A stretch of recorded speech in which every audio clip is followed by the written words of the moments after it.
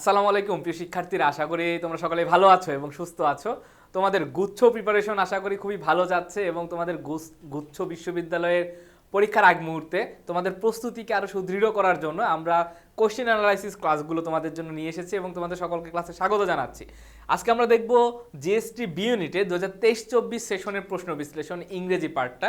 এবং আমি এই বছর পরীক্ষা দিয়ে কিন্তু জিএসটিতে সেকেন্ড হয়েছিলাম, তো আশা করি তোমরাও আমার মতো এরকম ভালো একটা রেজাল্ট আমাদেরকে উপহার দিতে পারবা। ঠিক আছে, তো আমরা একটু 23-24 সেশনের প্রথম যে জিএসটির প্রশ্নটি এসেছিল সেটা ছিল my uncle promised me a present, অর্থাৎ প্রথম প্রশ্নটা এসেছিল আমাদের ভয়েস থেকে।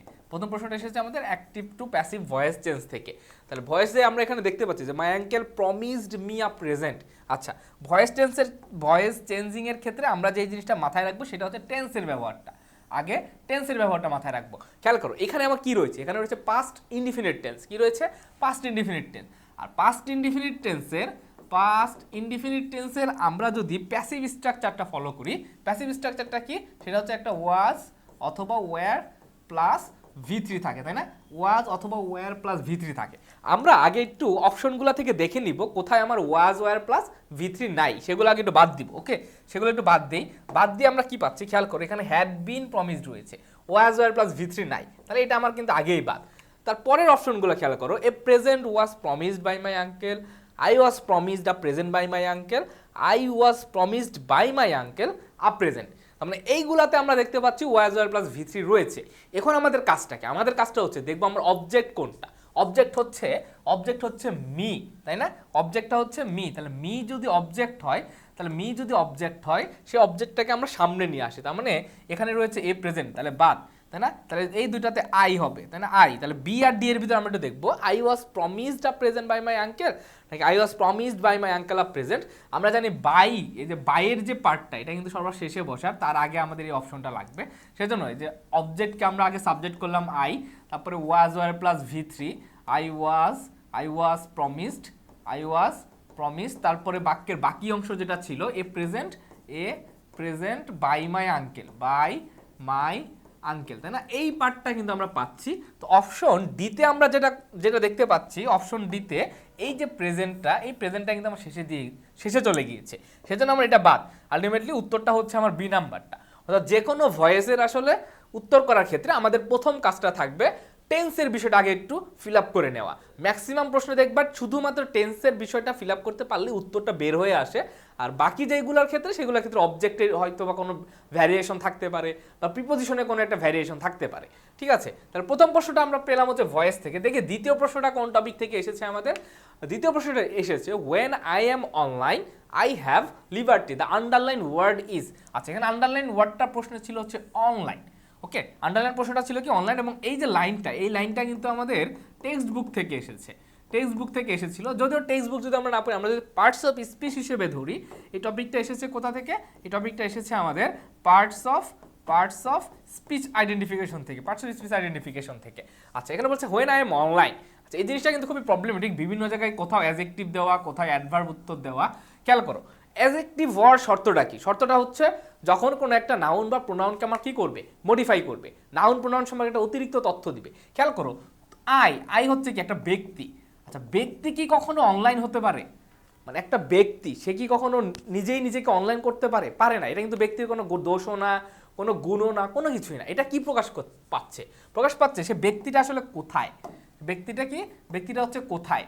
মানে তুমি এখন আই কোথায়, মানে আমি কোথায়, আমি হচ্ছে অনলাইনে। তার মানে এই যে আমরা কখন, কোথায়, কিভাবে, কেন, তার মানে কোথায়, তারপরে হচ্ছে কখন, তারপরে হচ্ছে কিভাবে, তারপরে হচ্ছে কেন ইত্যাদি দ্বারা যখন প্রশ্নের উত্তর করা হয় তখন আমরা কি পাই? তখন আমরা প্রায় হচ্ছে অ্যাডভার্ব। ঠিক একইভাবে এখানে যে অনলাইন ওয়ার্ডটা রয়েছে এটাও একটা অ্যাডভার্ব। অনেক জায়গায় অ্যাডজেক্টিভ দেওয়া রয়েছে, উত্তরটা কিন্তু অ্যাডজেক্টিভ হবে না, কারণ তুমি একজন ব্যক্তি কখনো অনলাইন হতে পারে না, তাই না? ব্যক্তি হচ্ছে অনলাইনে থাকতে পারে, মানে একটা স্থানকে থাকতে পারে, একটা অবস্থাকে বোঝাচ্ছে, সেজন্য উত্তরটা হবে অ্যাডভার্ব। মানে এই প্রশ্নটা এসেছিল আমাদের কোথা থেকে? Position of parts of speech বা পার্টস অফ স্পিচ আইডেন্টিফিকেশন থেকে। তৃতীয় প্রশ্নটা খেয়াল করো, the question is how he will respond the underline part of the sentence. মানে এই পার্টটা আসলে কোন ফ্রেজ অ্যান্ড ক্লজ, অর্থাৎ phrase and clause identification, phrase অথবা ক্লজ আইডেন্টিফিকেশন থেকে আমাদের একটা প্রশ্ন এসেছিল, identification. Okay, present clause identification থেকে যে প্রশ্নটা এসেছিল খেয়াল করো, আমরা সকলে জানি যে this is question how he will respond. Okay, খেয়াল করো, যখন কোনো একটা বাক্যের সাবজেক্ট পজিশনে হইতে পারে অথবা ভার্বের পরে, কোথায়, ভার্বের সাবজেক্ট পজিশনে অথবা কি ভার্বের পরে, তুমি যদি সাবজেক্ট পজিশন অথবা ভার্বের পরে তুমি যখন WH ওয়ার্ড দ্বারা কোনো ফ্রেজ শুরু হয়, WH ওয়ার্ড দ্বারা কোনো ফ্রেজ বা ক্লজ শুরু হয়, তখন সেই পার্টটাকে বলা হয় কি, সেই পার্টটাকে বলা হয় হচ্ছে নাউন ফ্রেজ অথবা নাউন ক্লজ। এখন ফ্রেজ হবে নাকি ক্লজ হবে সেটা ডিপেন্ড করে কিসের উপর, সেটা ডিপেন্ড করে ফাইনাইট ভার্বের উপরে। খেয়াল করো, আমার কিন্তু এখানে একটা ফাইনাইট ভার্ব রয়েছে, কি রয়েছে, ফাইনাইট ভার্ব, আমরা অবশ্যই এটা একটা ক্লজ, এটা কি অবশ্যই একটা ক্লজ, নট আ ফ্রেজ।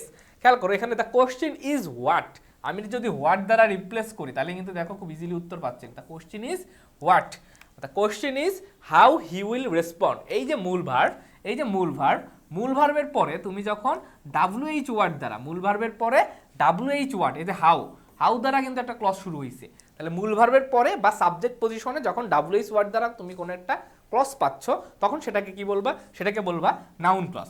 ওকে, ক্লাসে আমরা বিস্তারিত অ্যাডজেক্টিভ, অ্যাডভার্ব, প্রিপোজিশন সেগুলো আমরা পড়াবো। তো আমরা এখন দেখতে পাচ্ছি উত্তরটা কি হবে, উত্তরটা হবে হচ্ছে নাউন ক্লজ। আচ্ছা, 4 নম্বর প্রশ্ন আমাদের কোথা থেকে ছিল, 4 নম্বর প্রশ্নটা ছিল আমাদের ভোক্যাবস থেকে, এবং ভোক্যাবস থেকে আমাদের সব সময় প্রশ্ন আসে, প্রত্যেকটা বিশ্ববিদ্যালয়ে একটা কমন টপিক হচ্ছে ভোক্যাবুলারি, প্রিপোজিশন, এই জাতীয় বিষয়গুলো। এবং ভোক্যাবসের জন্য আমরা সবসময় বলে থাকি তোমরা টেক্সট বইয়ের ভোকাবুলারিগুলো পড়বা, এর পাশাপাশি যেটা পড়বা সেটা হচ্ছে প্রিভিয়াস ইয়ারের প্রশ্নগুলো পড়ে যাবা, প্রিভিয়াস ইয়ারের কোয়েশ্চেনগুলো। এখন টেক্সট বুকটা পড়াটা আসলে তোমাদের জন্য খুবই ডিফিকাল্ট, মানে অনেক সময়ের একটা ব্যাপার। তো তোমরা যেটা করবা এই মুহূর্তে প্রিভিয়াস ইয়ারের প্রশ্নগুলো একটু সলভ করে যাবা, তাহলে দেখবা পরীক্ষার হলে অনেক কিন্তু কমন পাবা। প্রিভিয়াস ইয়ারের বাইরে একটা সিঙ্গেল ওয়ার্ডও তোমার আসবে না পরীক্ষার প্রশ্নে, বুঝতে পারছো? প্রিভিয়াস ইয়ারের প্রশ্নগুলো ভোকাবুলারি সহ যে কোনো মুখস্থ টপিকের জন্য তোমরা পড়ে যাবা। এখানে বলছে choose the antonym of healthy. Healthy মানে কি? হেলদি মানে আমরা সকলে জানি হেলদি মানে হচ্ছে সুস্বাস্থ্যবান, তাই না? হেলদি মানে কি? হেলদি মানে হচ্ছে সুস্বাস্থ্যবান। আচ্ছা, এখন আমরা অপশনগুলোর ওয়ার্ডগুলো একটু দেখি, অপশনগুলোর মানেটা কি। আমরা স্যালুব্রিয়াস মানে আমরা জানি হচ্ছে সুস্বাস্থ্যবান, স্যালিউটরি মানেও আমরা সুস্বাস্থ্যবান অর্থ ইউজ করি, হাইজিনিক মানেও আমরা সুস্বাস্থ্যবান অর্থ ইউজ করি। অস্বাস্থ্যকর অর্থে যেটা ইউজ করি সেটা হচ্ছে আনহোলসাম। এটা মানে কি? এটা হচ্ছে অস্বাস্থ্যকর। এটা কি? এটা হবে হচ্ছে অস্বাস্থ্যকর। তাহলে সুস্বাস্থ্যের ইংরেজি বিপরীত শব্দ কি হবে আমার? অস্বাস্থ্যকর হবে। তার মানে উত্তরটা হবে ডি নাম্বারটা। এই তিনটাই হচ্ছে আমার সিনোনিম। আমার প্রশ্নে কিন্তু চেয়েছে অ্যান্টোনিম, তাহলে উত্তরটা হবে ডি। তার মানে ভোকাবুলারি থেকে আমাদের একটা প্রশ্ন ছিল। দ্বিতীয় যে প্রশ্নটা ছিল সেটা হচ্ছে আমাদের কোথা থেকে? আমাদের স্পেলিং থেকে। এবং স্পেলিংয়েরও সেম জিনিস, স্পেলিংয়ের ক্ষেত্রেও সেম জিনিস যে তোমরা বিগত সালের প্রশ্নগুলো একটু পড়ে যাবা। ওকে, তোমরা বিগত সালের প্রশ্ন বিভিন্ন জায়গায় দেখবা, তোমাদের কাছে সকলের কাছে বিভিন্ন ধরনের বই থাকে, ওই বইগুলোতে দেখবা স্পেলিংয়ের বিগত সালের কি কি প্রশ্ন এসেছে। শুধুমাত্র জিএসটি না, বিভিন্ন বিশ্ববিদ্যালয়ে কি এসেছে, চাকরি পরীক্ষাতে কি এসেছে, তোমরা প্রিভিয়াস ইয়ারের প্রশ্নগুলো সলভ করবা। দেখো ইটিকেট, নাইটমেয়ার, কোশ্চেন ডায়েরি প্রত্যেকটাই কারেক্ট। ইনকারেক্ট হচ্ছে আমার ম্যানিফেস্টেশন। ইনকারেক্ট হচ্ছে কি? ইনকারেক্ট হচ্ছে ম্যানিফেস্টেশন। আচ্ছা, ম্যানিফেস্টেশন শব্দের এখানে যেটা হবে ই এর জায়গাতে একটা এ হবে, জাস্ট MANIFESTATION, ম্যানিফেস্টেশন। ম্যানিফেস্টেশন মানে আমরা জানি হচ্ছে কোনো কিছু প্রকাশ করা বা কোনো কিছু প্রকাশ আদি আর কি, প্রকাশ অর্থে ব্যবহার করা হয়। ওকে, 6 নম্বর প্রশ্নটা খেয়াল করো। 6 নম্বর প্রশ্নটা বলছে what is the correct synonym of the word indigent. তার মানে ভোকাবুলারি থেকে আরও একটা প্রশ্ন আমাদের এসেছে, ভোক্যাবস থেকে। তাহলে ভোক্যাবস থেকে আমাদের প্রথম প্রশ্নটা আমরা দেখেছিলাম অ্যান্টোনিম, এখানে কি চেয়েছে? এখানে চেয়েছে আমার হচ্ছে synonym, synonym of the word indigent. Indigent মানেটা কি? ইনডাইজেন্ট মানে হচ্ছে যারা গরিবস। ওকে, ইনডাইজেন্ট মানে হচ্ছে কি? যারা গরিবস, তারা হচ্ছে পুর, তাদেরকে বলা হয় হচ্ছে ইনডাইজেন্ট। হয়তো প্রথমেই কিন্তু উত্তরটা চলে আসছে, উত্তরটা হবে এ নাম্বারটা। ওয়েলদি মানে আমরা সকলে জানি, ওয়েলদি মানে যারা হচ্ছে খুব সম্পদশালী, ওয়েলদি মানে যারা খুব হচ্ছে কি খুব সম্পদশালী, এটা হচ্ছে অ্যান্টোনিম। কমফোর্টেবল আমরা জানি খুবই আরামপ্রদ বা আরাম জাতীয় বোঝায়, তাই না? অ্যাফ্লুয়েন্ট মানেও যারা কি? অ্যাফ্লুয়েন্ট মানেও যারা হচ্ছে সম্পদশালী বা বড়লোকস টাইপের বোঝায়, হ্যাঁ, সম্পদশালী বা বড়লোকস টাইপের যারা, তারা। তাহলে ইনডাইজেন্ট শব্দের সিনোনিম আমরা পাচ্ছি কি? সিনোনিম পাচ্ছি হচ্ছে এ নাম্বারটা, পোর। আচ্ছা, 7 নম্বর প্রশ্নটা কোথা থেকে ছিল? By the end of the meal some people buy a few glass of water. আচ্ছা, some people take a few glass of water, the underline phrase is a অথবা অ্যান। আচ্ছা, এই যে পার্টটা, এই প্রশ্নটা এসেছে আমাদের কোথা থেকে? Phrase and clause identification. এর আগেও আমরা আরেকটি প্রশ্ন দেখেছিলাম এখানে, phrase and clause identification. Okay, আচ্ছা, by the end of the meal, খেয়াল করো এটা কখন প্রকাশ পাচ্ছে, একটা টাইম, মানে কখন তারা হচ্ছে by the end of the meal some people take a few glasses of water, এই যে ফিউ গ্লাসেস অফ ওয়াটারটা তারা কখন নিয়েছে, by the end of the meal মানে একদম মিলের পরে, এই যে একটা সময়বাচক শব্দ প্রকাশ করছে, স্থানবাচক শব্দ যখন প্রকাশ পাবে, কোথায় কখন কিভাবে কেন ইত্যাদি অর্থ যখন প্রকাশ পাবে তখন আমরা সেটাকে কি বলি, তখন সেটাকে বলি হচ্ছে কি অ্যাডভার্ব। এইটার উত্তরটাও হবে কি, এটার উত্তরটা হবে অ্যাডভার্বিয়াল ফ্রেজ, ডি নাম্বারটা। 8 নম্বর প্রশ্নটা ছিল হ্যামোরেজ ইজ রিলেটেড টু, এই ওয়ার্ডটা আমাদের ভোক্যাবস রিলেটেড, এটাও আমাদের ভোক্যাবস রিলেটেড, পাশাপাশি এই শব্দটা কিন্তু আমাদের টেক্সট বইয়ের, হ্যাঁ এটা কিন্তু আমাদের দেখবে টেক্সট বইয়ের অ্যাডোলেসেন্ট পার্টটাতে রয়েছে, টেক্সট বুকের অ্যাডোলেসেন্স যে পার্টটা ছিল সেখানে রয়েছে। হ্যামোরেজ মানেটা কি, হ্যামোরেজ একটু রক্তের সাথে রিলেটেড, কার সাথে, হ্যামোরেজ হচ্ছে রক্তের সাথে রিলেটেড। রক্ত কার সাথে রিলেটেড, রক্ত হচ্ছে আমাদের হেলথের সাথে রিলেটেড, কার সাথে, রক্ত আমাদের হেলথের সাথে রিলেটেড, তাই উত্তরটা হবে বি নাম্বারটা। খেয়াল করে অ্যাভিয়ারি মানে কি, অ্যাভিয়ারি মানে হচ্ছে পক্ষীশালা, মানে পাখিদের যে বাসা টাসা রিলেটেড সেগুলোকে বলা হচ্ছে অ্যাভিয়ারি, অর্থাৎ এটা হচ্ছে বার্ডের সাথে রিলেটেড, এ নাম্বারটা। ফিশারিজ খুবই সহজ, মৎস্য, এগুলো মাছের সাথে রিলেটেড আমরা দেখতে পাচ্ছি। আর অ্যাপিকালচারও আমাদের এরকম কৃষি জমি রিলেটেড কোনো কিছুকে রিপ্রেজেন্ট করছে। আচ্ছা, তারপরে খেয়াল করো 9 নাম্বার প্রশ্নটা কি, ল্যাংস্টন হিউজেস ইজ এ অথবা অ্যান ড্যাশ রাইটার। দেখো এটা কিন্তু আমাদের হুবহু টেক্সট বইয়ের একটা প্রশ্ন, হুবহু টেক্সট বুকের একটা প্রশ্ন। ল্যাংস্টন হিউজেস এবং আমরা দেখেছি হচ্ছে ডিএইচ লরেন্স, দুইজন কবির আমরা কি পাই, ড্রিম কবিতা পাই, তাই না? দুইজন কবির হচ্ছে ড্রিমস কবিতা পাই, দুইজন আটলান্টিকের দুই পারে দুইজন মানুষের আমরা ড্রিমস কবিতা পাই। এটা কি হবে, ল্যাংস্টন হিউজেস কি ইংলিশ, আইরিশ, অস্ট্রেলিয়ান নাকি আমেরিকান?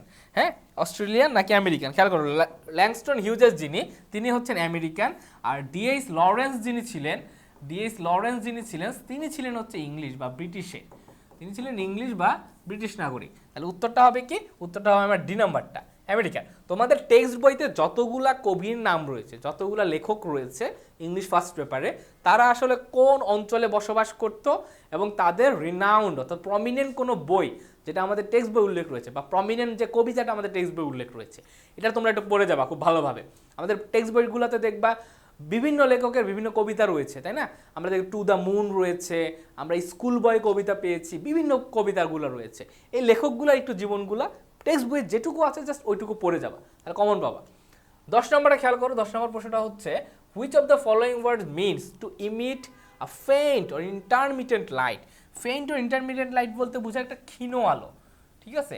এখানে বলছে ক্ষীণ আলো, ক্ষীণ আলো প্রকাশ করে আসলে কোনটা, একদম ক্ষীণ অল্প আলো। খেয়াল করো শো মানে কি, শো মানে কোনো কিছু প্রদর্শন করা, আমরা সকলেই জানি শো মানে কোনো কিছু প্রদর্শন করা, তো প্রদর্শন করার সাথে ক্ষীণ আলোর আসলে কোনো সম্পর্কই নাই। আচ্ছা, গ্লেয়ার মানে আসলে আমরা জানি এক দৃষ্টিতে তাকানো অর্থ প্রকাশ করে, এক দৃষ্টিতে তাকানো অর্থ প্রকাশ করে। তারপরে খেয়াল করো স্প্ল্যাশ, স্প্ল্যাশ মানে আমরা জানি কি, স্প্ল্যাশ মানে হচ্ছে কোনো কিছু স্ক্যাটার করা, হ্যাঁ কোনো কিছু ছড়াই বিরিয়ে দেওয়া, ইনাই বিনিয়ে দেওয়া, স্ক্যাটার শব্দের অর্থ স্প্ল্যাশ ইউজ করা। উত্তরটা হবে সি নাম্বারটা, কোনো হচ্ছে গ্লিমার। উত্তরটা কি হবে, উত্তরটা হবে সি, গ্লিমার। গ্লিমার বলতে বোঝায় ক্ষীণ আলো টাইপের, to emit a faint or intermittent light, উত্তরটা হবে গ্লিমার, সি। আচ্ছা, তাহলে এই প্রশ্নটা ছিল কিন্তু আমাদের কোথা থেকে, এটাও ছিল আমাদের ভোক্যাবস থেকে। ভোক্যাবস থেকে কিন্তু আমরা বেশ কয়েকটা প্রশ্ন পেয়েছি। 11 নম্বরটা খেয়াল করো, in which of the following words do you came across the character of Jerry. আচ্ছা, এই যে জেরির যে পার্ট, এটা আসলে আমাদের নিচের কোন গল্প বা কোন গ্রন্থ বা কোন উপন্যাসে রয়েছে? আমরা সকলে জানি এই যে পার্ট, এটাও কিন্তু আমাদের কোথাকার, আমাদের টেক্সট বুকের, হ্যাঁ এটাও কিন্তু আমাদের টেক্সট বইয়ের একটা পার্ট। এই যে জেরির গল্প আমরা কোথায় পেয়েছি, জেরির গল্প আমরা পেয়েছি মাদার ইন ম্যানভিলে। মাদার ইন ম্যানভিলে আমরা জেরির গল্পটা পেয়েছিলাম, জেরির অংশটা। সে খুবই অনেস্ট একটা ছেলে ছিল, তাই না? তারপরে এই প্রশ্ন এসেছে আমাদের টেক্সট বুক থেকে। 12 নম্বরটা খেয়াল করো, 12 নম্বর বলছে do as I say identify the underline clause. যে আই সে, এই ক্লজটা আসলে কি, এটা কি নাউন, অ্যাডজেক্টিভ, প্রিপোজিশন নাকি অ্যাডভার্বিয়াল ক্লজ? আচ্ছা, ক্লজের ক্ষেত্রে আমরা প্রতিবার বলেছি, আর খেয়াল করো এখানে উত্তরটা কি, করো, করো অ্যাজ আই সে, মানে যেভাবে আমি বলেছি, করো যেভাবে আমি বলেছি। আচ্ছা, এখন একটু প্রশ্ন করো কিভাবে করব, যেভাবে আমি বলেছি, তার মানে এই যে কোথায়, এই যে কোথায়, এই যে কখন, এই যে কিভাবে, কোথায় কখন কিভাবে, আর যে কেন, এইগুলা দ্বারা প্রশ্ন করে যখন আমি উত্তর পাবো, এগুলা দ্বারা প্রশ্ন করে যখন আমি উত্তর পাবো, তখন সেটা কি হবে, তখন সেটা হবে আমার অ্যাডভার্বিয়া। তাই এইটার উত্তরটা হবে ডি নাম্বারটা, ডু অ্যাজ আই সে, এটা হচ্ছে একটা অ্যাডভার্বিয়াল ক্লজ। ওকে, কিভাবে করতে হবে, যেভাবে আমি তোমাদেরকে বলেছি। আচ্ছা, তারপরে খেয়াল করো 13 নম্বর প্রশ্নটা চেয়েছে কি 2/3 of the people dash present in the congregation. আচ্ছা, এই যে একটা মিটিং, কংগ্রিগেশন বলতে বোঝাচ্ছে একটা জমায়েত বোঝায়, তো এই জমায়েতে 2/3 অফ দ্য পিপল অ্যাটেন্ড করেছে। আচ্ছা, 2/3 অফ দ্য পিপল। আচ্ছা, আমরা জানি পিপল শব্দের পরে সচরাচর পিপল শব্দের পরে আমরা সবসময় প্লুরাল ভার্ব ইউজ করি। কি ইউজ করি? পিপল শব্দের পরে প্লুরাল ভার্ব ইউজ করি। খেয়াল করো, এইটা প্লুরাল ভার্ব না, এটাও প্লুরাল ভার্ব না, এটাও প্লুরাল ভার্ব না। প্লুরাল ভার্ব কোনটা? শুধুমাত্র ওয়্যার।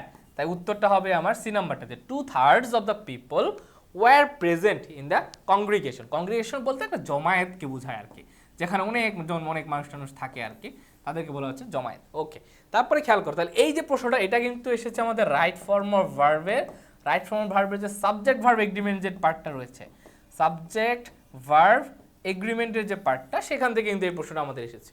14 নম্বর বলেছে চুজ দ্য কারেক্ট সেন্টেন্স, অর্থাৎ সেন্টেন্স কারেকশন থেকে আমাদের প্রশ্ন এসেছে, অর্থাৎ তিনটা সেন্টেন্স আমার এখানে ভুল রয়েছে, আমাদের ভুলগুলো একটু আইডেন্টিফাই করতে হবে।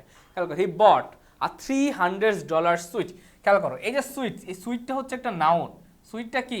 সুইটটা হচ্ছে একটা নাউন, আর নাউনের আগে আর্টিকেলের পর থেকে এটা একটা কি? এটা একটা আর্টিকেল।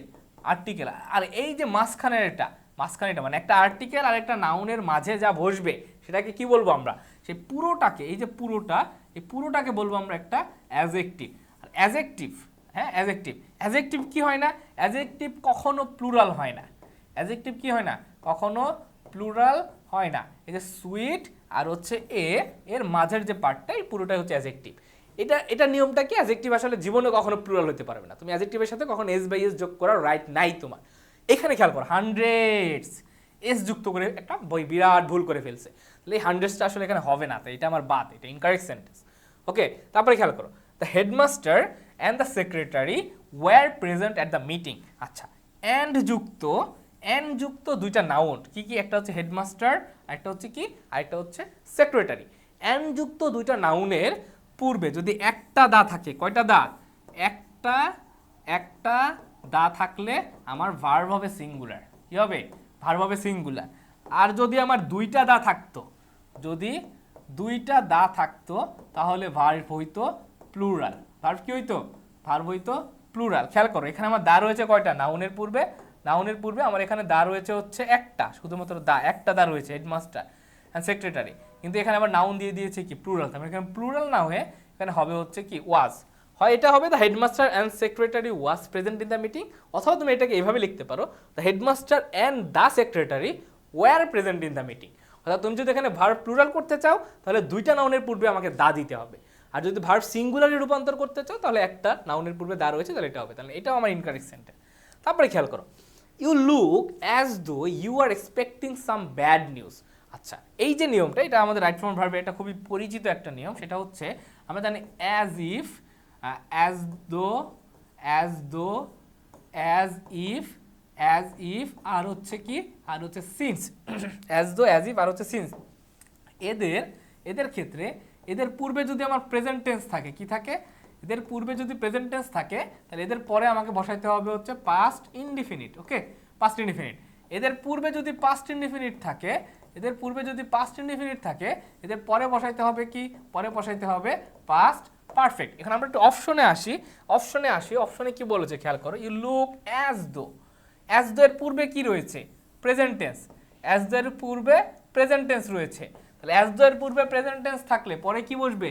পরে পাস্ট ইনডিফিনিট বসবে। এখানে কি পাস্ট ইনডিফিনিট আছে?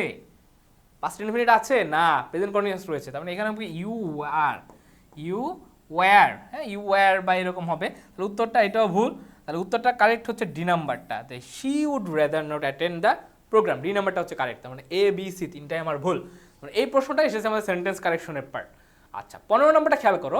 15 নম্বর প্রশ্ন, yet ensuring drinking water cleanliness and hygiene was a big challenge. আচ্ছা, তবুও, এখানে ইয়েট মানেটা কি? ইয়েট মানেটা হচ্ছে তবুও। হ্যাঁ, ইয়েট মানেটা কি? ইয়েট মানেটা হচ্ছে তবুও, বা অলরেডি অর্থ অনেক, এটার বিপরীত হতো অলরেডি। লাইক ধরো আমি একটা সেন্টেন্স লিখলাম যে হি হ্যাজেন্ট কমপ্লিটেড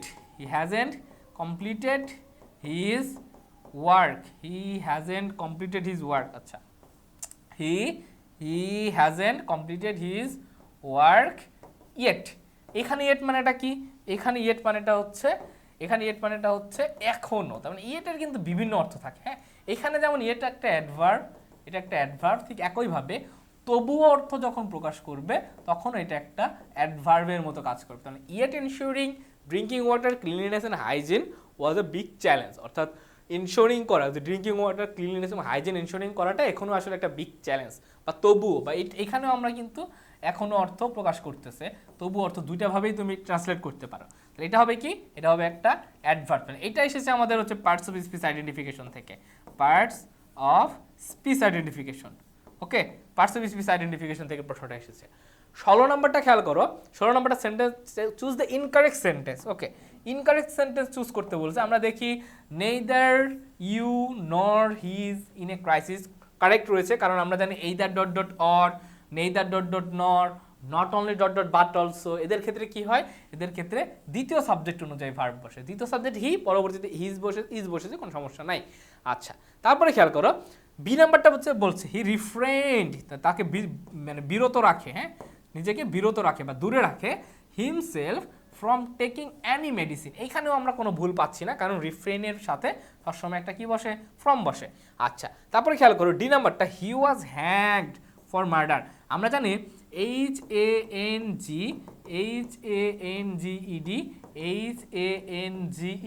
এইটা বসে হচ্ছে কি অর্থে? এটা বসে হচ্ছে ফাঁসি দেওয়া অর্থে। কি অর্থে? ফাঁসি দেওয়া অর্থে। আর এটার কাছাকাছি আরেকটা কনফিউজিং ওয়ার্ড রয়েছে, আমরা সকলে জানি, সেটা হচ্ছে হাং, HUNG।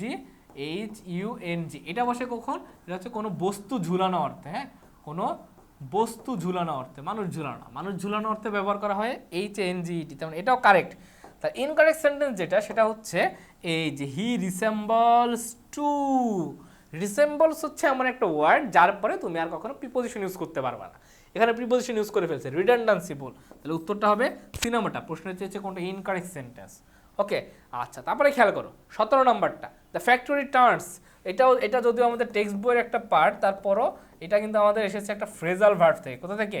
এটা এসেছে আমাদের ফ্রেজাল ভার্ব। তোমরা যারা ফ্রেজাল ভার্বে একটু দক্ষ, তারা এটার উত্তর খুব ইজিলি করতে পারবা। আচ্ছা, the factory turns dash 50 tonnes of fertiliser, কীটনাশক বা ফার্টিলাইজার আর ডে। মানে এই ফ্যাক্টরিটা প্রতিদিন প্রায় 50 টন ফার্টিলাইজার কি করে?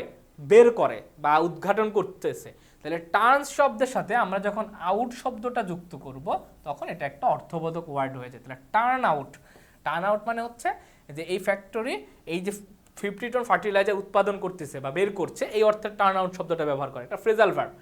18 নম্বর প্রশ্নটা খেয়াল করো। 18 নম্বর প্রশ্নটা চেয়েছে আমাদের ফ্রেজ এন্ড ইডিয়মস থেকে। এটা এসেছে কোথা থেকে? এটা এসেছে আমাদের ফ্রেজ এন্ড ইডিয়মস থেকে। ওকে, ফ্রেজ এন্ড ইডিয়মস থেকে। ফ্রেজ এন্ড ইডিয়মস এখানে রয়েছে ম্যাগনাম অপাস। ম্যাগনাম অপাস মানে কি? ম্যাগনাম অপাস মানে কোনো একটা লেখকের, এটা হচ্ছে সাহিত্যিক একটা টার্ম, কোনো একটা লেখকের যেটা সর্বশ্রেষ্ঠ কাজ, কোনো একটা লেখকের সর্বশ্রেষ্ঠ কাজ যেটা, মানে একটা বেস্ট ওয়ার্ক, যেটা হচ্ছে বেস্ট ওয়ার্ক, সেটাকে বলা হচ্ছে ম্যাগনাম অপাস। তাহলে উত্তরটা হবে কি? উত্তরটা হবে বি নাম্বারটা। হ্যাঁ, বেস্ট ওয়ার্কটা হচ্ছে ম্যাগনাম অপাস। আচ্ছা, 19 নাম্বারটা খেয়াল করো, find out the correct sentence. 19 নাম্বারটা এটা আমাদের সেন্টেন্স কারেকশন, যদি এটা ড্যাংলিং মডিফায়ারের সাথে রিলেটেড। কার সাথে? Dangling modifier. আচ্ছা, ড্যাংলিং মডিফায়ার হচ্ছে আমরা জানি একটা ইরোরের নাম। তো এই ইরোর থেকে বাঁচার উপায়টা কি? বাঁচার উপায়টা হচ্ছে এইখানে প্রশ্নগুলো একটু খেয়াল করো, খুব ভালোভাবে খেয়াল করো। ইন্টারিং, ওয়াকিং, তারপরে হচ্ছে হ্যাভিং ক্রস, এই যে ভার্বগুলা, হ্যাঁ, ইন্টারিং একটা ভার্ব, ওয়াকিং একটা ভার্ব, হ্যাভিং ক্রস, এইগুলো একটা ভার্ব। এই ভার্বের কাজ যে করেছে, খুব ভালোভাবে খেয়াল করবা, এই ভার্বের কাজগুলা যে করেছে তাকে এই কমার পরে, এই যে কমা, এই কমার পরে সাবজেক্ট পজিশনে তাকেই বসাইতে হবে, অন্য কাউকে বসানো যাবে না। এখন খেয়াল করো, ইন্টারিংয়ের কাজ কি দা লাইট করেছে? মানে ইন্টারিং করার কাজ কি দা লাইট করতে পারে? না। এখানে হবে হচ্ছে এখানে হবে হচ্ছে আই পুট অফ দ্য, এরকম একটা কিছু হবে, I put off the light. বাক্যটা যদি এমন থাকতো তাহলে আমি উত্তরটা নিতে পারতাম। হ্যাঁ, মানে এখানে হচ্ছে আমার ইন্টারিং এর কাজটা যেহেতু লাইট করে নাই, তাহলে বাক্যটা ভুল। তারপরে আসো হোয়াইল ওয়াকিং। এখন ওয়াকিং এর কাজ, হার লেগ ওয়াজ ব্রোকেন। আচ্ছা, while walking in the garden her leg was broken. আচ্ছা, এখানে আমাকে লিখতে হবে যেটা হচ্ছে he brokes his leg. While walking in the garden her leg was broken. তারপরে the boy received a crest with golden ribbons for his achievement. আর একইভাবে খেয়াল করো, হ্যাভিং ক্রসড দ্য স্ট্রিট। আচ্ছা, স্ট্রিট যে ক্রস করে, গাড়ি করে না মানুষ করে? বলতে তো পারো গাড়িও করতেছে মানুষও করতেছে। গাড়ি কি একা একা করে? না, মানুষ গাড়িটা চালায় নিয়ে যায়, তাই না? তার মানে মেইনলি ক্রস করার কাজটা মানুষ করে। কিন্তু দেখো এখানে সে মানুষটা আসলে সাবজেক্ট পজিশনে নাই, তাকে অবজেক্ট পজিশনে রাখছে, তাহলে এটাও ভুল। আলটিমেটলি উত্তরটা হবে কি সি নাম্বারটা, the boy received a crest with golden ribbons for his achievement. এখানে যেটা হয়েছে যে her while walking in the garden, তার পা কিন্তু হাঁটতেছে না, হাঁটতেছে কে? সে তার পাকে ক্রিয়া করাচ্ছে। এখানে যদি সাবজেক্ট যদি শুধু সি থাকতো তাহলে আমি উত্তর নিতে পারতাম। তাহলে ড্যাংলিং মডিফায়ার জনিত কারণে এ বি ডি এই একটাও সঠিক না, উত্তর হবে সি নাম্বারটা। 20 নাম্বার প্রশ্নটা আমরা একটু দেখব। আচ্ছা, 20 নম্বর প্রশ্নটা খেয়াল করো, what is the plural form of the word alum না? আচ্ছা, এটা এসেছে আমাদের নাম্বার থেকে। কোথা থেকে? এটা এসেছে নাম্বার থেকে। নাম্বারের ক্ষেত্রে আমরা সচরাচর হচ্ছে ধরো যে বয় থেকে বয়েজ, গার্ল থেকে গার্লস, এরকম সিঙ্গুলার টু প্লুরাল আমরা সচরাচর ছোটবেলা থেকে করে থাকি। তো যেহেতু অ্যাডমিশনে আমাদের একটু ব্যতিক্রম নাম্বার আসে, ব্যতিক্রম নাম্বারগুলো কেমন সেটা হচ্ছে, ধরো এখানে লিখলাম সিঙ্গুলার আর এখানে লিখবো হচ্ছে প্লুরাল। বেশ কয়েকটা নিয়ম থাকে এগুলো, হ্যাঁ, বেশ কয়েকটা নিয়ম থাকে সিঙ্গুলার প্লুরাল। যেমন ড্যাটাম, হ্যাঁ, ড্যাটাম, এটা প্লুরাল কি? এটা প্লুরাল হচ্ছে ডেটা। কেমনে হইলো? এই যে ইউএমটা তুলে দিয়ে আমাকে এ বসাইতে হবে। কোনো একটা নাউনের শেষে যদি ইউএম পাও তার মানে সেটা হচ্ছে সিঙ্গুলার, এটাকে প্লুরাল করার জন্য আমাকে এ দিতে হবে। একইভাবে ধরো আরও একটা ওয়ার্ড লিখবো, সেটা হচ্ছে ধরো বললাম আমরা বলতে পারি হচ্ছে ধরো যে বললাম সিলেবাস, ওকে, আমরা বললাম কি সিলেবাস, এটার প্লুরাল কি হবে? এটা প্লুরাল হবে সিলেবি। সিলেবাসের প্লুরাল কি হবে? সিলেবাসের প্লুরাল হবে সিলেবি। কীভাবে হলো? যখন কোনো একটা বাকি ইউএস পাবা তখন তোমার কাজ হচ্ছে আইতে রূপান্তর করে দেওয়া। এরকম বিভিন্ন নিয়ম রয়েছে। আরও ধরো আরও একটা যদি দেখায় তোমাদেরকে, ধরো বললাম থিসিস, এটা প্লুরাল কি? এটার প্লুরাল হচ্ছে থিসিস। যখন কোনো একটা শব্দের শেষে আইএস পাবা, কি পাবা? কোনো শব্দের শেষে আইএস পাবা, তোমার কাজ হচ্ছে সেটাকে ইএস দ্বারা রূপান্তর করে দেওয়া। ওকে, তো এগুলো হচ্ছে সিঙ্গুলার টু প্লুরাল করার আরও 2-3টা নিয়ম থাকে। এখানে যেটা ঘটেছে, যখন কোনো একটা শব্দের শেষে এ পাবা, তোমার কাজ হচ্ছে একটা ই যুক্ত করা, হ্যাঁ, প্লাস ই। তারপরে অ্যালাম না, এই যে অ্যালাম না এ আছে, তারপরে শেষে তোমাকে একটা ই যুক্ত করতে হবে, তাই উত্তরটা হবে এ নাম্বারটা, হ্যাঁ, অ্যালাম নাই। আচ্ছা, তাহলে 21 নম্বর প্রশ্নটা আমরা একটু দেখব। ওকে, আচ্ছা, 21 নম্বর প্রশ্নটা বলছে which of the following is a countable noun. আচ্ছা, নিচের কোনটা আমার কাউন্টেবল নাউন? এই 4টা অপশনে কিন্তু খুবই কনফিউজিং, এবং যেটা উত্তর হবে সেটাও কনফিউজিং উত্তর, ঠিক আছে? খেয়াল করো, ফার্নিচার একটা আনকাউন্টেবল নাউন, মানি একটা আনকাউন্টেবল নাউন, নিউজও একটা আনকাউন্টেবল নাউন। কাউন্টেবল হচ্ছে হেডেস মানে আমরা সকলে জানি মাথা ব্যথা, যদিও মাথা ব্যথাকে আসলে কখনো গোনা যায় না, তারপরে মাথা ব্যথা শব্দটাকে গ্রামারিয়ানরা তোমার কাউন্টেবল নাউনের হিসেবে আওতাভুক্ত করছো। কিভাবে বুঝবা? দেখো অনেক সময় আমরা বলি আই হ্যাভ আ হেডেক, আমরা বলি কি আই হ্যাভ এ হেডেক, মানে যে সকল ওয়ার্ডের শেষে তুমি এ লিখতে পারবা, আর্টিকেল এ অথবা এন ইউজ করা যাবে যে সকল ওয়ার্ডের সাথে, সেগুলোকে আমরা বলবো হচ্ছে কাউন্টেবল নাউন। হ্যাঁ, এখানে হেডেসটা হচ্ছে আমার কাউন্টেবল।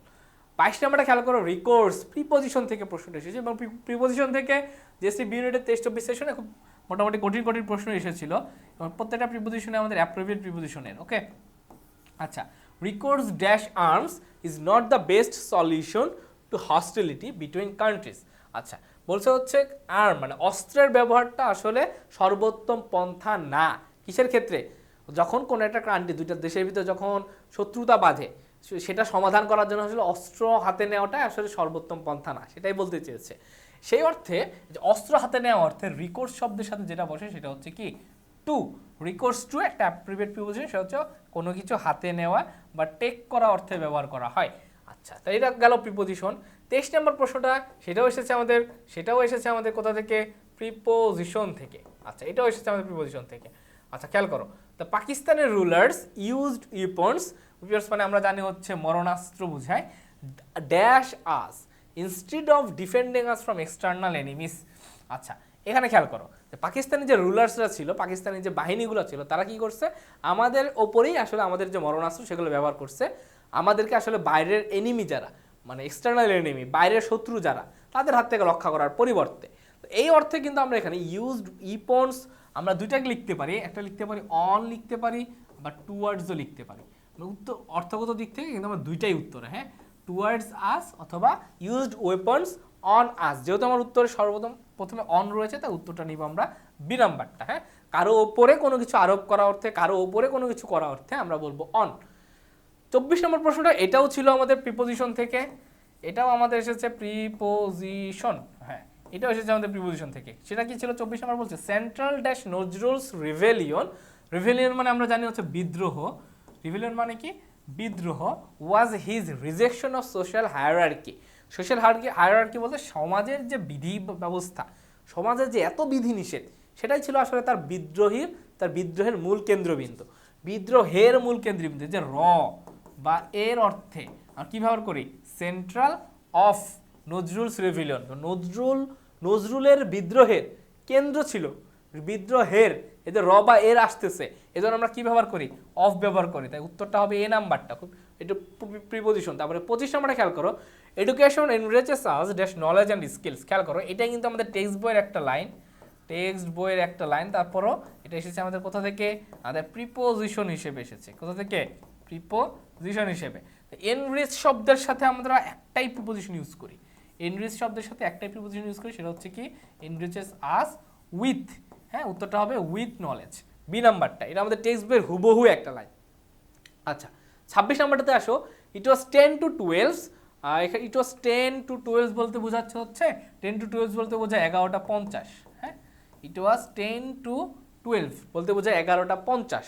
আচ্ছা, তাহলে কি বলতেছে? পরবর্তীতে বলছে যে most of the shops just close, মানে অধিকাংশ শপটা হচ্ছে কি হয়েছে? ক্লোজড হয়েছে। যখন কোনো একটা শব্দের সাথে মোস্ট পাবা এবং মোস্টের পরে যখন একটা কাউন্টেবল নাউন পাবা, কাউন্টেবল নাউন, সেই কাউন্টেবল নাউন সবসময় কি হয়? সবসময় প্লুরাল হয়। হ্যাঁ, মোস্টের পরে তুমি যখন কোনো একটা কাউন্টেবল নাউন ইউজ করবা, সেই নাউনটা প্লুরাল হয়। এখানে খেয়াল করে যে মোস্ট এরপর একটা নাউন ইউজ করছে, সেটা কাউন্টেবল শপ, এবং সেটাও কিন্তু প্লুরালেই রয়েছে। আর নাউন যেহেতু আমার প্লুরাল, তাহলে কিন্তু আমার ভার্বটাও প্লুরালই হবে। ওকে, ভার্বটাও প্লুরালই হবে।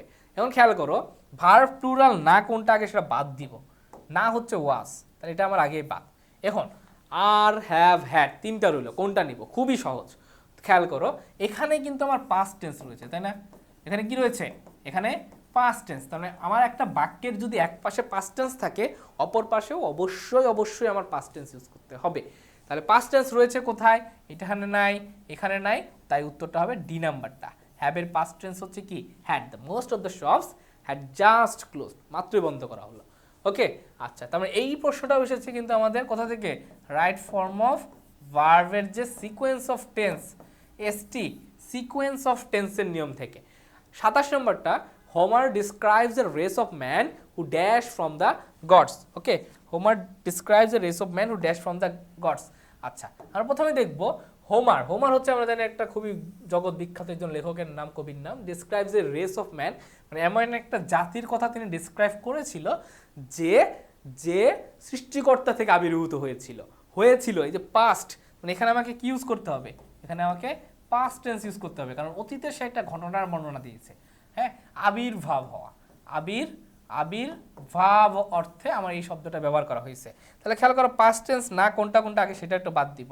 খেয়াল করো, হ্যাভ পাস্ট টেন্স না, স্প্রিংও পাস্ট টেন্স না, ওয়্যার স্প্রাং হয় না, কারণ most of the A race of man, এখানে হচ্ছে আমার সাবজেক্ট হচ্ছে রেস। হ্যাঁ, সাবজেক্ট হচ্ছে জাতি, এটা হচ্ছে একটা সিঙ্গুলার। সাবজেক্ট হচ্ছে কি? জাতি, এটা একটা সিঙ্গুলার। তাই সিঙ্গুলারের ক্ষেত্রে আমার ভার্ব কিন্তু সিঙ্গুলার বলবে, এখানে ওয়্যার দিয়ে দিছে, তাই বাদ। তো উত্তরটা হচ্ছে বি নাম্বারটা, স্প্র্যাং ভি2। ওকে, সরাসরি ভি2। তাহলে race of the man who sprang from the god. আচ্ছা, 28 নম্বর প্রশ্নটা খেয়াল করো, এটা আসছে আমাদের কন্ডিশনাল সেন্টেন্স। কোথা থেকে? কন্ডিশনাল সেন্টেন্স থেকে প্রশ্নটা এসেছে। আমরা জানি কি, if Kalpana Chawla had not dash ardent desire বলতে হচ্ছে একদম কঠিন একটা ইচ্ছা, হ্যাঁ, সুগভীর একটা ইচ্ছা। She would not have become an astronaut. আচ্ছা, আমরা জানি কি, আমরা কন্ডিশনাল সেন্টেন্সের ক্ষেত্রে আমরা কি জানি? আমরা যদি এক পাশে যদি উড অথবা কুড অথবা মাইট, উড কুড মাইটের সাথে যখন হ্যাভ প্লাস ভি3 বসে, উড কুড মাইটের সাথে যখন হ্যাভ প্লাস ভি3 বসে, তখন আমরা জানি কি সেটা থার্ড কন্ডিশনালকে রিপ্রেজেন্ট করে। কাকে রিপ্রেজেন্ট করে? সেটা থার্ড কন্ডিশনাল সেন্টেন্সকে রিপ্রেজেন্ট করে। থার্ড কন্ডিশনাল সেন্টেন্সে তাহলে অপর পাশে কি হয়? অপর পাশে হয় হচ্ছে পাস্ট পারফেক্ট, অপর পাশে কি হয়, অপর পাশে হচ্ছে পাস্ট পারফেক্ট। অপশনটাতেও কিন্তু তাই রয়েছে, দেখো if Kalpana Chawla had not, have has had, এখানে আমার একটা V3 লাগবে, খেয়াল করো হ্যাভ V3 না, হ্যাজ V3 না, টু হ্যাভও V3 না, V3 কোনটা, V3টা হচ্ছে হ্যাড, উত্তরটা হবে এ নাম্বারটা। আচ্ছা তারপরে খেয়াল করো 29 নাম্বারটা বলছে she dash wash the plates in the kitchen living her study. She needs not wash, she need not wash, she needs not to wash, নাকি she need not to wash plates. আচ্ছা খেয়াল করো প্রথমত এই বাক্যে নিড হচ্ছে একটা modal verb, এখানে কি, এখানে নিড হচ্ছে একটা কি ভার্ব, নিড হচ্ছে একটা মডাল ভার্ব, আর মডাল ভার্বের সাথে কখনো কি হয় না, মডাল ভার্বের সাথে কখনো এস বা ইয়েস যুক্ত হয় না, এস বা এস কি হয় না, এস বা ইয়েস যুক্ত হয় না। আচ্ছা তাহলে she needs, she need to go there, আমরা এখানে লিখতে পারি হচ্ছে তাহলে এস বা এস যুক্ত হয় না, শি নিডস নট এখানে হবে না। তারপর হচ্ছে she need not wash the car, তার উত্তরটা হবে আমার বি নাম্বারটা, she need not wash the car. She needs not to wash এটা হবে না, আবার she need not to wash the কারও হবে না। তাহলে উত্তরটা হচ্ছে কি, উত্তরটা হচ্ছে আমার বি নাম্বারটা, হ্যাঁ she need not wash the plates. আবার এটা তোমরা আরেকটা ভাগে লিখতে পারো, সেটা হচ্ছে শি নিডস, তোমরা যদি এটাকে মডাল ভার্ব না ধরো, যদি মেইন ভার্ব হিসেবে ধরো তখন কিন্তু আমাকে এস বাই এস যুক্ত করতে হবে, নিডস তারপরে নট, আর যেহেতু একটা মেইন ভার্ব রয়েছে তাহলে তারপরেরটা অবশ্যই আমাকে কি হবে, 2 + V1 হবে, মানে উত্তরটা হবে needs not to wash the plates in the kitchen living আর স্টাডি। মানে এখানে উত্তরটা আমরা লিখতে পারি শি নিড নট, মানে দুইটা জিনিস আমরা নিতে পারি, আমরা দুইটা জিনিস নিতে পারি, she need not wash the plates, আবার she needs not to wash the plates, kind of দুইটাই কিন্তু আমাকে আরেকটু উত্তর হতে পারে, যেটা আগে রয়েছে আমরা একটু সেটা নেওয়ার চেষ্টা করব। ওকে আচ্ছা 30 নম্বরে খেয়াল করো, Hriday suggested that his brother dash hard to get a good job. আচ্ছা suggested, Hriday suggested, okay suggested হচ্ছে জানি কি আমরা, এটা একটা সাবজাংটিভ ভার্ব, এটা কি ভার্ব, এটা একটা সাবজাংটিভ ভার্ব। সাবজাংটিভ ভার্বের নিয়মটা কি, নিয়মটা হচ্ছে দ্যাট ক্লজ সাবজেক্টের পরে সবসময় কি বসবে, আমার এখানে একটা বেস ফর্ম বসবে, সাবজেক্ট যাই থাকুক একদম বেস ফর্ম, এস বা ইএস বা V2 V3 কিচ্ছু ইউজ করা যাবে না, একদম বেস ফর্ম রয়েছে কোথায়, এখানে নাই, এখানে টু দিয়ে রাখছে, এস যুক্ত করছে নাই, বেস ফর্ম রয়েছে একটাতে ওয়ার্ক, হ্যাঁ এই নাম্বারটাতে হচ্ছে আমার বেস ফর্ম রয়েছে। আচ্ছা এই ছিল আমাদের 30টা, তারপরের 5টা রয়েছে আমাদের বিশাল একটা প্যাসেজ থেকে। প্যাসেজের ক্ষেত্রে তোমাদের সবসময় বলে থাকি, প্যাসেজের অ্যান্সার করার ক্ষেত্রে আমাদের কাজ হচ্ছে আগে কি করা, প্রশ্নগুলো পড়ে আসা। তো চলো আমরা একটু প্রশ্নগুলো পড়ে আসি। প্রথম প্রশ্নটা বলছে choose the most suitable title for the passage. এখানে কি এডুকেশনের বেনিফিটস বলছে, ব্যাড ইফেক্টস অফ এডুকেশন বলছে, রিকনসিডারিং দ্য অবজেক্টিভস অফ এডুকেশন, মানে শিক্ষার যে অবজেক্টিভস মানে লক্ষ্য, শিক্ষার যে লক্ষ্য সেটাকে রিকনসিডার করা, মানে একটু চিন্তা ভাবনা করা, হ্যাঁ পুনরায় ফুয়েল দেওয়া, নাকি importance of education for human beings, মানে হিউম্যান বিংসের আসলে এডুকেশনের যে গুরুত্ব সেটা নিয়ে বলছে। 32 নম্বরটা বলছে একটা the word imbued in the passage means, বলছে কি বুঝা। আচ্ছা এটা কিন্তু প্যাসেজ না পড়লেও আমরা পারি। ইমবিউড মানে কি, ইমবিউড মানে হচ্ছে কাউকে প্ররোচিত করা, হ্যাঁ প্ররোচিত করা, বা কোনো কিছুকে ইন্সপায়ার্ড করা, সে হচ্ছে স্প্রেড হয় না, ইমার্জড হয় না, স্ট্রাকচার্ডও হয় না, এটা হবে ইনফিউজড, সি নাম্বারটা। হ্যাঁ ভোকাবুলারি রিলেটেডগুলো আমরা টেক্সট না পড়লেও পারবো। আচ্ছা 33 নম্বর প্রশ্ন বলছে according to the passage which of the statements is false. The educated people have always done heinous act, heinous মানে আমরা জানি খুবই হীনজনক, জঘন্য। Education affects us in the way we intended to use it, মানে আমরা যেভাবে এডুকেশনকে আসলে ব্যবহার করতে চাই সেভাবে আমাদেরকে প্রভাবিত করে কিনা। সিনেমাটা বলছে true education can guarantee ennoblement of our minds, অর্থাৎ বলছে সঠিক যে শিক্ষা, সত্য যে শিক্ষা, সেটা আমাদের মস্তিষ্কের যে নতুনত্ব সেটাকে রিপ্রেজেন্ট করছে। Ethics and humanity are important catalyst using education for noble purpose, অর্থাৎ নোবেল পারপোজে এডুকেশনকে ইউজ করার জন্য আমাদের নৈতিকতা এবং মানবিকতার আসলে একটা দরকার কিনা এটা বলছে। 34 নম্বর প্রশ্নটা ছিল having a degree from world famous institution is not dash for developing A Nobel mind. খেয়াল করো তার মানে বলতেছে হচ্ছে এখানে আমরা একটা ভোক্যাবস রিলেটেড পাচ্ছি। 35 নম্বরটা কি বলছে, this passage encourage us to dash the existing education system, discard, follow, recast নাকি প্রমোট। আচ্ছা এখন আমরা দেখি প্যাসেজটা একটু পড়ি, প্যাসেজ পড়ি দেখি আমরা কি বুঝতে পারি।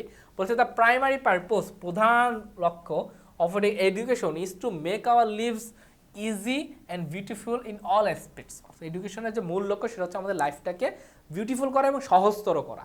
However if we analyse the actions done and the endeavours মানে হচ্ছে পদক্ষেপ, ইন্ডিভার্স মানে কি, ইন্ডিভার্স মানে হচ্ছে পদক্ষেপ, endeavours undertaken by the educated people of all times, মানে আমরা যদি শিক্ষিত মানুষদের যে চেষ্টাগুলা, শিক্ষিত মানুষদের যে অ্যাকশনগুলো, সেগুলো যদি একটু অ্যানালাইসিস করি বিগত বছরগুলোর, উই ফাইন্ড দ্যাট, আমরা খুঁজে পাই those have not always been beneficial to humankind. অর্থাৎ শুধুমাত্র এডুকেটেড হইলেই যে তুমি যা করবা সেটাই আমাদের মানব জাতির জন্য ভালো হবে তাই না, সেটাই বলছি যে সবগুলো আসলে বেনিফিশিয়াল ছিল না। সাম have even threatened the existence of human beings.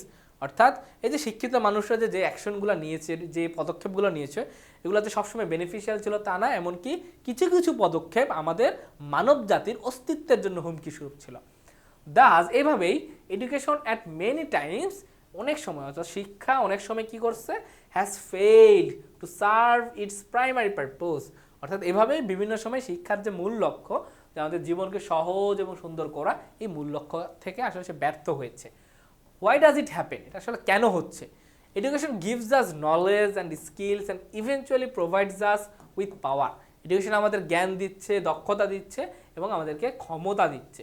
This পাওয়ার, এই ক্ষমতা, sometimes turns us into monsters and sometimes angels, because the power of education can be used both for good and evil purposes depending on the intention of its user. অর্থাৎ বলছে যে এই যে পাওয়ার, education যে আমাদেরকে যে ক্ষমতাটা দিচ্ছে, মস্তিষ্কের যে ক্ষমতা দিচ্ছে, এই ক্ষমতা আমাদেরকে কখনো মনস্টার্স করে ফেলে, হাসিনার মতো মনস্টার্স করে ফেলে, হ্যাঁ, অনেক ক্ষমতাবান দেয়, অনেক ক্ষমতা দিচ্ছে, একদম জানোয়ারের মতো করে ফেলে। আবার সামটাইমস অ্যাঞ্জেলস, মানে আমাদেরকে অনেক সময় খুব ভালো মানুষও তৈরি করতেছে। Because the power of education can be used both for good and evil purpose. অর্থাৎ এডুকেশনের যে ক্ষমতা, শিক্ষার যে ক্ষমতা, এটা তুমি ভালো পারপাস এবং খারাপ পারপাস, দুই পারপাস ইউজ করতে পারো, ডিপেন্ডিং অন ইউর ইন্টেনশন, মানে তোমার ইচ্ছার উপর ডিপেন্ড করে। দ্য ওয়ার্স, মানে যত যুদ্ধ, for example, that took the lives of billions of innocent people were waged and executed by the educated people.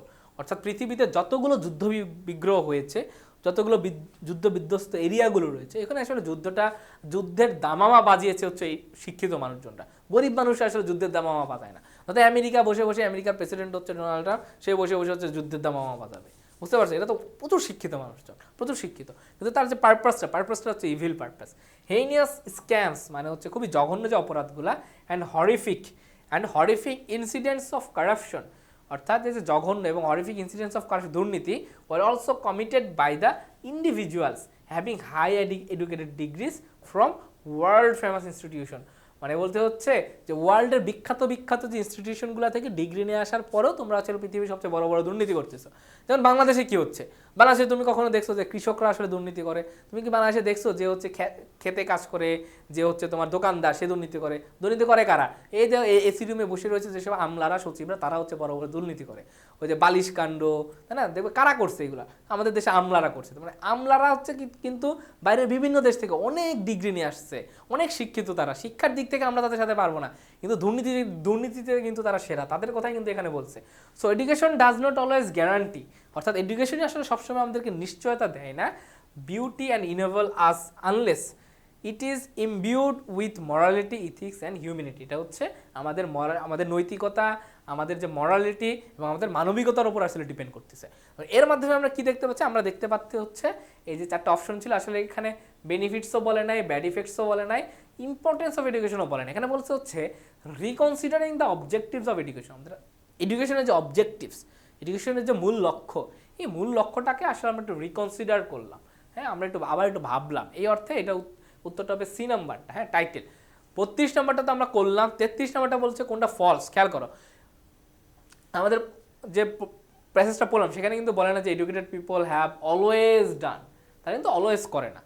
কারা করে? যাদের পারপাসটা ইভিল পারপাস। দেখবো এখানে ওখানে বলছে কি গুড পারপাস এবং ইভিল পারপাস, বোথ পারপাসে আমরা এডুকেশন ইউজ করতে পারি। যারা ইভিল পারপাস ইউজ করে শুধুমাত্র তারা হেনিয়াস অ্যাক্টস করে, কিন্তু এখানে আমার অপশনে কিন্তু অলওয়েজ ওয়ার্ডটাই আমাদের প্রবলেমেটিক, মানে এটা উত্তর হচ্ছে না। Education affects us, education affects us in the way we intent two use ইট, এটা কিন্তু একটা সত্য কথা, ফলস স্টেটমেন্ট না। তারপরে খেয়াল করো, true education can guarantee involvements of our minds. হ্যাঁ দেখো, সত্য এডুকেশন যেটা ট্রু এডুকেশন সেটা কিন্তু আমাদের গ্যারান্টি দিচ্ছে, এটাও সত্য কথা। তারপর ethics and humanity are important catalyst using education for noble purpose. শেষের লাইনে আমরা পেয়েছিলাম ইথিক্স এবং হিউম্যানিটিটা হচ্ছে আমাদের নোবেল পারপাসে এডুকেশনটাকে ইউজ করা একটা ক্যাটালিস্ট, মানে একটা প্রবাহক, একটা ধারা, একটা ধারাবাহক। হ্যাঁ, তার মানে এই তিনটাই আসলে সঠিক, সঠিক না হচ্ছে এই নাম্বারটা, তাই উত্তরটা হবে এ। এখানে বলছে কোনো ফলস স্টেটমেন্ট। 34 নম্বরটা আমরা একটু দেখি, 34 নম্বরটা কি বলছে, having a degree from world famous institutions is not dash for developing A Nobel mind. অর্থাৎ বলছে যে ওয়ার্ল্ড ফেমাস ইনস্টিটিউশনগুলো থেকে, প্রতিষ্ঠানগুলো থেকে ডিগ্রি নেওয়াটা আসলে আমাদের নোবেল মাইন্ড তৈরি করার, মানে ডিগ্রি নেওয়াটা আমাদের নোবেল মাইন্ড তৈরি করার ক্ষেত্রে আসলে বাধ্যতামূলক না। তো বাধ্যতামূলক না অর্থে আমরা কি পাচ্ছি, বাধ্যতামূলক না অর্থে পাচ্ছি হচ্ছে ম্যান্ডেটরি, ইজ নট ম্যান্ডেটরি। মানে আমাদের নোবেল মাইন্ড তৈরি করার ক্ষেত্রে, সৎ মন মানসিকতা তৈরি করার ক্ষেত্রে আমাদের যে ওয়ার্ল্ড ফেমাস ইনস্টিটিউশনগুলো থেকে ডিগ্রি নিতে হবে, এটা কোনো বাধ্যবাধকতা নাই। হ্যাঁ, তুমি চাইলে যার আসলে কোনো ডিগ্রি নেই সেও সৎ হইতে পারে। তাহলে উত্তরটা হবে বি, মানে ভোক্যাবস রিলেটেড। তারপর হচ্ছে 35 নম্বরটা, this passage encourage us to dash the existing education system. আচ্ছা, ডিসকার্ড মানে কি? ডিসকার্ড মানে একদম বাতিল করে দেওয়া। হ্যাঁ, ডিসকার্ড মানে কি? একদম বাতিল করে দেওয়া। ফলো মানে আমরা জানি একদম অনুসরণ করা, হ্যাঁ একদম অনুসরণ করা। তারপরে হচ্ছে প্রমোট মানে হচ্ছে যেটা হচ্ছে প্রমোশন করা, মানে সামনের দিকে অগ্রসর হইতে সহায়তা করা। আর রিকাস্ট মানে কি? রিকাস্ট মানে কোনো কিছুর একটা ধারা সংযোজন বা পরিবর্তন টাইপের। এখানে কিন্তু আমরা পাচ্ছি যে আমাদের শিক্ষার যে গলদগুলো রয়েছে, শিক্ষার যে প্রতিবন্ধকতাগুলো রয়েছে, এই প্রতিবন্ধকতাগুলো দূর করে সেখানে আসলে নতুন সংযোজন বিয়োজন করার মাধ্যমে শিক্ষাটাকে আসলে একটা যুগোপযোগী করার জন্য আমাদেরকে এই প্যাসেজটা হচ্ছে আমাদেরকে মেসেজ দিয়েছে। তো সেই অর্থে পরিবর্তন অর্থে আমরা কিন্তু উত্তরটা নিতে পারি হচ্ছে সি নাম্বারটা। হ্যাঁ, উত্তরটা নিতে পারি সি। তাহলে এই ছিল মোট 35টা প্রশ্ন। আমরা দেখতে পাচ্ছি প্যাসেজ কমপ্লিশন থেকে 5টা পেয়েছি, পার্টস অফ স্পিচ আইডেন্টিফিকেশন থেকে আমরা 3টা পেয়েছিলাম, প্রিপোজিশন থেকে 4টা প্রশ্ন পেয়েছি, ভোকাবুলারি থেকে আমরা সর্বোচ্চ প্রশ্ন পেয়েছিলাম 5টা, ভোকাবুলারি থেকে 5টা প্রশ্ন পেয়েছি, ফ্রেজ অ্যান্ড ক্লজ আইডেন্টিফিকেশন থেকে 3টা পেয়েছি, রাইট ফর্ম ভার্ব থেকে 5টা, সেন্টেন্স কারেকশন থেকে 3টা, ফ্রেজ অ্যান্ড ইডিয়মস থেকে 2টা, টেক্সট বুক থেকে আমরা খুবই সহজ 2টো টপিক পেয়েছি, এবং ভয়েস স্পেলিং নাম্বার থেকে আমরা একটা করে, এই মোট কয়েকটা টপিক থেকে আমরা মোট 35টা প্রশ্ন 23-24 সেশনে এসেছিল। তো তোমরা এই টপিকগুলো পরীক্ষার আগে পড়ে যাবা, এবং তোমাদেরকে বারবার বলে থাকি যে মুখস্থ যে পার্টগুলো রয়েছে, কি যে মুখস্থ পার্টগুলো রয়েছে, অর্থাৎ মুখস্থ পার্ট এখানে কি আছে, এই স্পেলিং একটা মুখস্থ পার্ট, তারপরে হচ্ছে প্রিপোজিশন একটা মুখস্থ পার্ট, ভোকাবুলারি একটা মুখস্থ পার্ট, তারপরে ফ্রেজ এন্ড ইডিয়মস একটা মুখস্থ পার্ট, এই যে 4টা মুখস্থ পার্ট এখানে রয়েছে, এই পার্টগুলো কই থেকে পড়বা তোমরা? শেষ মুহূর্তে জাস্ট প্রিভিয়াস ইয়ারের প্রশ্নগুলো পড়বা। হ্যাঁ, জাস্ট প্রিভিয়াস ইয়ারের কোয়েশ্চেনগুলো সলভ করবা, দেখবা এই সবগুলোই পারবা, যে কয়টা আসবে সবগুলো পারবা। ঠিক আছে, তো এই ছিল 23-24 সেশনের প্রশ্ন। তোমাদের আগামী ক্লাসের জন্য আমন্ত্রণ জানাবো, এবং নেক্সট ক্লাসগুলোও তোমাদের জন্য এরকম ক্লাসগুলো থাকবে। তোমরা ক্লাসগুলো যদি ধারাবাহিকভাবে করতে থাকো এবং নিজে আরেকটু বাসায় অ্যানালাইসিস করো, তাহলে তুমি কিন্তু তোমার গুচ্ছের জন্য, যেটা আসলে পড়তে হবে কি হবে না, হ্যাঁ কোন গাইড পড়বো কি পড়বো না, হ্যাঁ অমুক সাবজেক্টে যাবো কি যাবো না, এই যে একটা প্রশ্ন, একটা দ্বিধা কাজ করে তোমাদের ভিতরে, এই জিনিসগুলো দূর হয়ে যাবে। তো তোমরা সকলে ভালো থাকো এবং সুস্থ থাকো। দেখা হচ্ছে নেক্সট ক্লাসে। আসসালামু আলাইকুম।